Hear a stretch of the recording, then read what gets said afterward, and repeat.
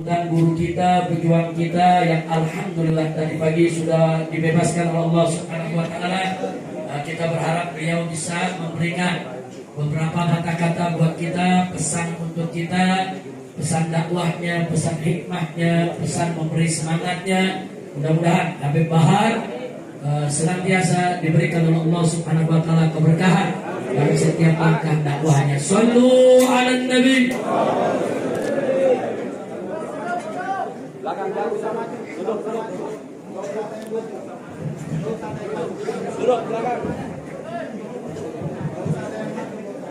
Jamaah harap duduk ya, jangan ada yang berdiri, mohon untuk tertib.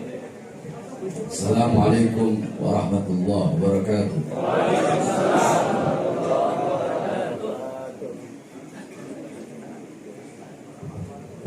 Bismillah. Wassalatu wassalamu ala Rasulillah Muhammad bin Abdullah wa ala alihi washabbihi wa ba'd. Salaman wa tahiyatan wa takriman wa tashrifan bi abuya والدنا وحبيبنا الإمامنا الحبيب محمد رزيق بن حسين بن شهاب حفظه الله في كل حياته ولجميع الحبايب والعلماء الحاضرين. Saya cinta yang saya muliakan, guru saya, orang tua saya, teladan saya, pedoman saya, imam saya, Habib Muhammad Rizieq bin Husain bin Syihab. Mudah-mudahan Allah Subhanahu wa taala panjangkan umur beliau. Amin. Allah permudah segala urus akhirat beliau. Amin. Allah perkuat langkah kaki beliau. Amin. Sehingga selalu bisa memimpin kita dan Allah Subhanahu wa taala. Amin. Saya cinta yang saya muliakan, para alim ulama, para habaib, para kiai beserta seluruh hadirin sekalian yang dimuliakan oleh Allah Subhanahu wa taala. Alhamdulillah, segala puji dan syukur kehadirat Allah Subhanahu wa taala. Dialah Allah Subhanahu wa taala yang maha besar. Yang besar selain Allah kecil.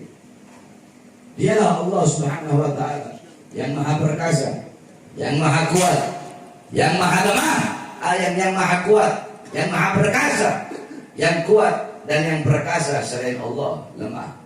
Yang besar selain Allah kecil. Dialah Allah yang maha kaya. Yang kaya selain Allah miskin. Dialah Allah yang maha melihat. Yang melihat selain Allah buta terhadap warna-warna yang tersembunyi, buta terhadap warna-warna yang tidak tampak. Dialah Allah yang maha mendengar. Yang mendengar selain Allah tuli terhadap suara-suara yang jauh, terhadap suara-suara yang tersembunyi, tuli terhadap suara-suara yang jauh, dan suara-suara yang dekat akan menulikannya. Dialah Allah Subhanahu wa taala yang maha berilmu. Yang berilmu selain Allah adalah pencari ilmu. Dialah Allah yang maha tahu. Yang tahu selain Allah adalah pencari pengetahuan. Dialah Allah yang maha hidup. Yang hidup selain Allah pasti akan mati. Yang ada selain Allah pasti akan tiada. Yang wujud selain Allah pasti akan binasa. Sedangkan adanya Allah, hidupnya Allah, wujudnya Allah, kekal abadi, tidak akan pernah tiada, musnah, hancur dan binasa.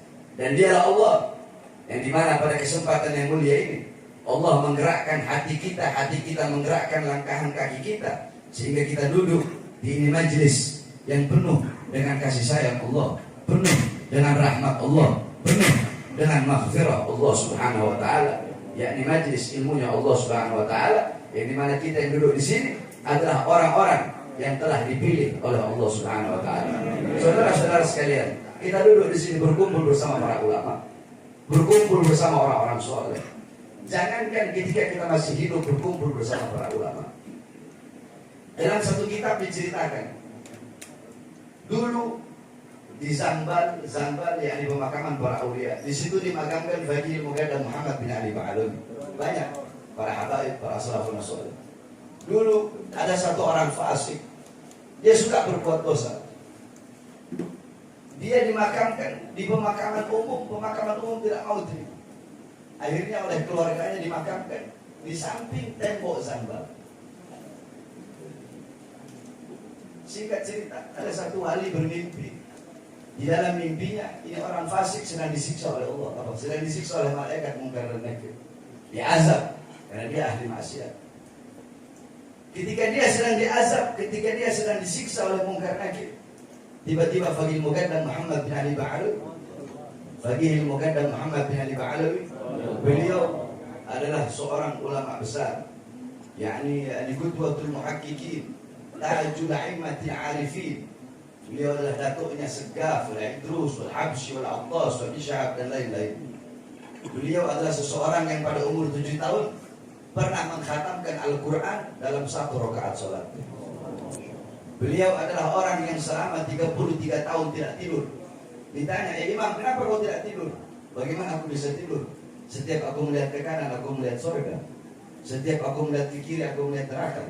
Setiap aku melihat ke atas, aku melihat arsy Allah Subhanahu wa ta'ala. Beliau dimakamkan di Zanbar. Singkat cerita, ketika orang fasik ini sedang diazab oleh Munkar Nakir, Faqihul Muqaddam bangun dari kuburnya, masuk ke kuburnya ini orang dan berkata, ya Munkar wa Nakir ruh, wahai Munkar Nakir, beri, jangan kau siksa ini orang, jangan kau azab ini orang. Kenapa? Kau azab dia, kau siksa dia, kau pecut dia, teriakan dia, mengganggu zikirku kepada Allah Subhanahu wa ta'ala.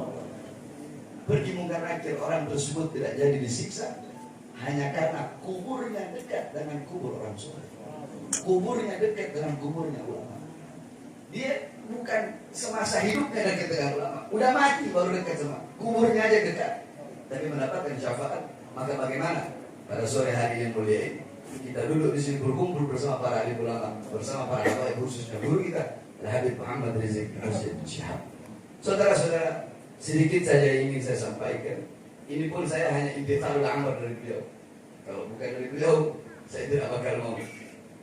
Hadirin sekalian yang dimuliakan oleh Allah Subhanahu wa ta'ala. Ketika pertama kali tanggal 3 Januari, saya baru keluar 1 bulan. Dulu saya baru keluar 2 hari, dibawa ke Gunung Sindur, dibawa ke Nusa Kambangan. Bebas 2021, baru 1 bulan bebas, masuk lagi. Tanggal 3 Januari. Ketika saya masuk, saya tidak tahu kasusnya kasus apa. Akhirnya ketika pengacara bilang, kasusnya kasus KM50. Apa saya bilang? Alhamdulillah. Loh, alhamdulillah. Ya alhamdulillah. Saya bersyukur kepada Allah kalau kasusnya memang kasus KM50. Kenapa? Nanti di persidangan akan saya bongkar bahwasanya apa yang saya sampaikan itu benar. Saya bukan berbohong. Akan saya sampaikan, akan saya buktikan bahwasanya apa yang saya sampaikan tentang KM50 dan tentang beliau Habib Rizik di penjara karena maulid itu benar adanya dan bukan bohong atau berita hoax.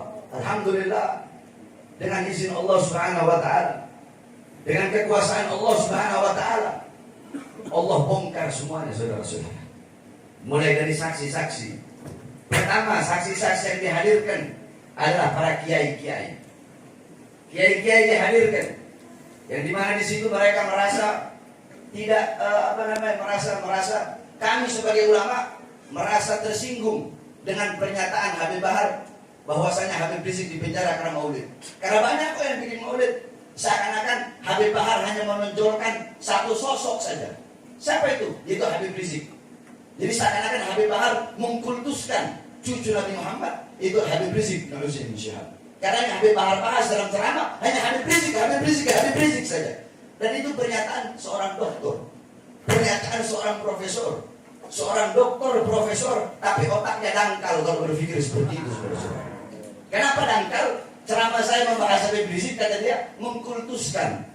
Ceramah saya membahas Habib Rizik, katanya saya hanya mengkultuskan satu ulama saja. Padahal yang membedakan tidak ada Arab. Dia bawa Arab, tidak ada Arab, tidak ada ini, semua sama di mata Allah. Dia bawa ayat inna akramakum minallahi atqakum. Kalimatul haq uridu bihal batil. Akhirnya di situ ketika itu si kiai ini tidak hadir. Padahal saya berharap dia hadir. Akhirnya hadir kiai lain, saya bertanya, wahai kiai, saya mau tanya sama kau. Dalam Al-Quran Allah Subhanahu wa taala berfirman, inna awwala baitin wudi'a lin-nas, inna awwala baitin wudi'a lin-nas bi Bakkatil mubarakah.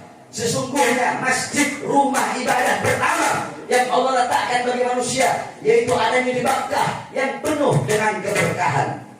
Adanya di Mekah yang penuh dengan keberkahan. Apakah ketika Allah mengatakan Mekah penuh dengan keberkahan berarti Allah mengkuduskan Mekah? Apakah berarti tempat-tempat ibadah yang lain tidak mulia?